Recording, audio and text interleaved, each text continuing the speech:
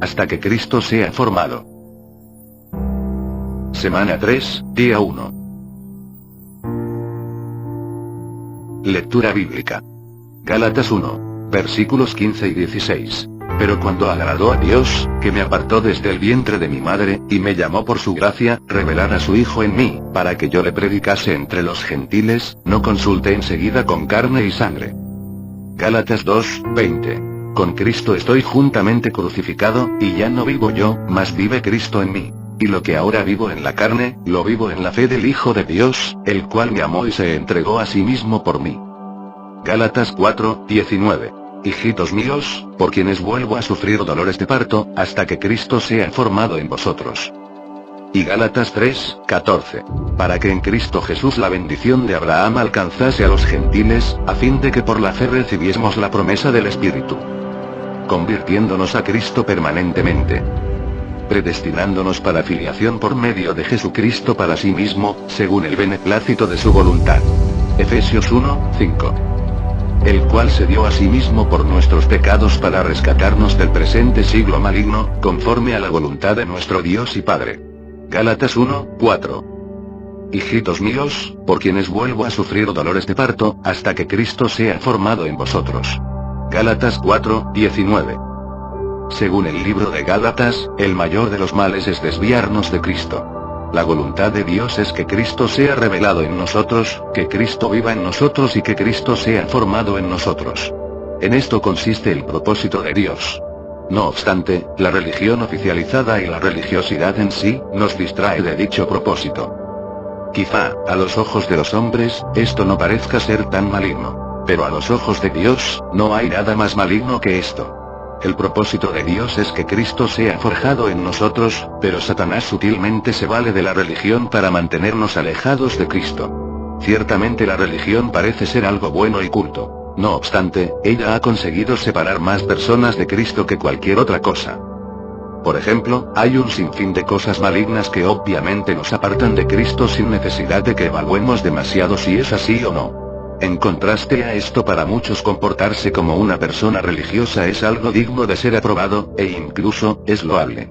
Este comportamiento se manifiesta en la práctica en una mentalidad que podríamos llamar de cumplimiento. Es decir, cumplir con ciertos requisitos nos hace aprobados delante del Señor. Sin embargo, en Gálatas 5 Pablo dice que actuar de manera religiosa equivale a separarnos de Cristo, es decir, equivale a haber caído de la gracia, Gálatas 5, 4. Si consideramos esto desde la perspectiva de Dios, veremos que todo aquello que separa a las personas de Cristo, es algo maligno. Incluso aquello que se ajusta a la moral, la ética y la religión, es considerado como algo maligno a los ojos de Dios, debido a que nos separa del Cristo que mora en nosotros. Muchas cosas de nuestra vida pueden sustituir al Señor mismo. La intención que tenemos a través de esta palabra viva es proveer de un recurso, que nos permita tener una más profunda comunión con el Espíritu, para recibir y entender que el plan de Dios equivale a forjar a Cristo mismo en nosotros, Gálatas 1, 16. 2, 20. 4, 19. Esta es la meta de Dios, su intención final. No debemos pensar que Dios tiene la intención simplemente de hacernos espirituales. Incluso la espiritualidad puede llegar a ser algo en usted que contradiga el plan de Dios. La obra hecha en pro del Señor, las actividades realizadas y muchas otras cosas buenas, pueden ser posibles obstáculos, esto es, sustitutos de Cristo, cuando pasan a ser una meta en sí mismo. Nada mayor que ganar a Cristo mismo debería ser nuestra fuente y objetivo al hacer algo, Filipenses 3, 8. Nuestra alegría no puede estar en que hicimos alguna obra, sino que Cristo ha ganado terreno en nosotros. Esto también se aplica a la gente que ministramos. Involucrarles en una actividad no debería ser nuestra visión, sino que por medio del hacer haya más ganancia del Señor en ellos. Cualquier cosa, no importa qué buena sea, puede llegar a ser un obstáculo, un impedimento entre usted y Cristo, es decir, cualquier cosa puede llegar a tomar el lugar de Cristo y sustituirlo en nuestra vida. Debemos convertirnos de aquello que no sea Cristo, a la persona viviente de Cristo. Debemos recordar que el plan de Dios consiste en forjar a Cristo en nosotros, y debemos prestar atención a Cristo mismo, y a ninguna otra cosa. En nuestro tiempo de oración deberíamos buscarle más a Él, lo mismo es para con la palabra, debería producir un encuentro con Él, con su persona. No debemos permitir que entre en nuestra vida ninguna cosa que sustituya a Cristo. Hemos de considerar todo como pérdida por la excelencia del conocimiento de Cristo Jesús nuestro Señor. Pablo vio una salvación sumamente elevada, que no solo abarca la salvación de la condenación eterna, sino también ser salvos de la vieja creación, que fue corrompida en la caída.